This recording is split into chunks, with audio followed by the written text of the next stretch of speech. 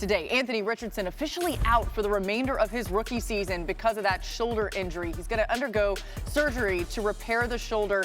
And the Colts play Cleveland this week, by the way. Here's Jim Irsay with more on the quarterback. Basically, he just felt that the way the shoulder felt, the pain he was having and everything, Anthony felt that that was the best road to go.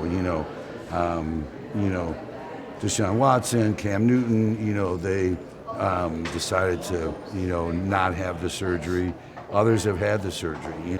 I just was hoping for this great race between him and Stroud for Rookie of the Year, and I really see those two guys being the future of the league.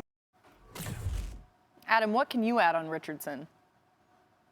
Listen, Laura, I think this is 10 days after he was injured, and I think this organization is haunted by what went on with Andrew Luck, and it wanted to make sure it was very careful and got numerous medical opinions on the best course of action for the rookie quarterback Anthony Richardson for the sake of the length of his career. And ultimately, in the end, Anthony Richardson and the organization decided that the best course of action was surgery that will end his season. They're disappointed to lose such a young, promising quarterback, but they believe he'll be back next year, full strength ahead. And in the interim, they're going to turn it over to Gardner Minshew, who worked with the head coach Shane Steichen last year in Philadelphia, and trust that Gardner Minshew can help take this team where it would like to go without the rookie quarterback Anthony Richardson, who now will undergo season-ending surgery. Updates on Deshaun Watson as well as Justin Fields and a couple other quarterbacks coming your way in just moments with Adam, so don't go anywhere. But Dan, we've heard you talk about Richardson missing out on those valuable in-season reps, Sure. right? And that's going to be something that's going to happen now, we know for sure. What can he and the Colts do, though, to continue his development now that he won't be on the field? They have to find a way to make this situation into a positive. It is what it is now, and it's unfortunate. But one, this is something where Anthony, over the next couple months, without having the burden of winning football games, can work on his feet. Can he get and develop that? Because that was the big thing coming out of school, at least for me, was improve that, the feel, the rhythm of it. The second thing, learn more of the intricacies of NFL defenses. He was thrust into playing, and so all of a sudden it's just so game plan specific for quarterbacks. Learn how defenses are going to play different coverages or different fronts, or how they might start to attack your scheme, like the defenses did maybe last year with with Jalen Hurts and the Philadelphia Eagles.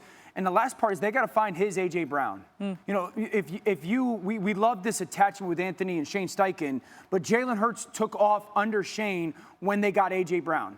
Who is going to be Anthony Richardson's A.J. Brown? I've said that. That's the number one question, I believe, for this organization from this moment until next April. Who's going to be that receiver in the NFL draft or in free agency? Because once they find that guy, the A.J. Brown type of player, that's when I think the offense becomes truly, with Anthony, what it's going to be.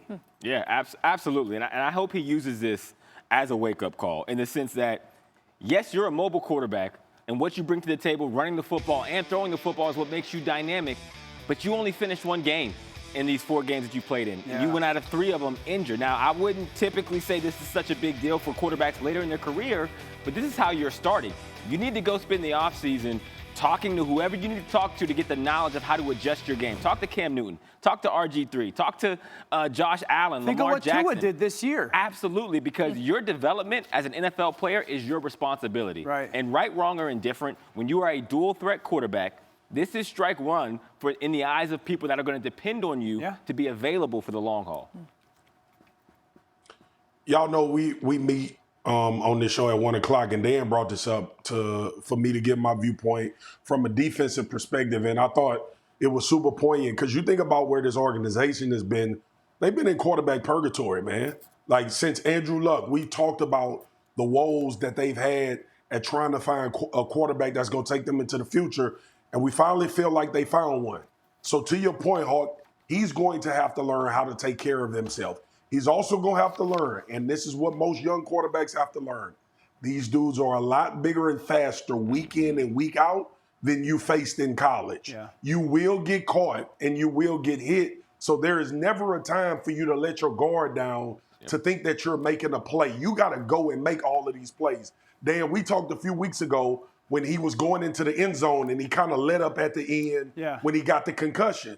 And you think about just the speed of the game. So hopefully he can learn that. But more importantly, from a defensive perspective, you like, here we go again, right? Here we go again with a guy that we thought we could build with, a guy that we thought could win games for us, extend drives, give us some time to get reprogrammed on that side of the ball, and then we can go win games together. Now you're back to really most of this being on your shoulders. And as a defensive guy or a defensive perspective, you got to go out and win games now. You know what, hearing you guys talk, I think would be interesting for Indy to do is go back and take the Jalen Hurts tape of last year, specific the running, whether it's a scramble and design run, and have Anthony watch it and just see the moments when Jalen was aggressive and the moments when Jalen got down and avoided hits. And even like a Lamar a little bit, but I would probably focus a little bit more on Jalen because it's in that system.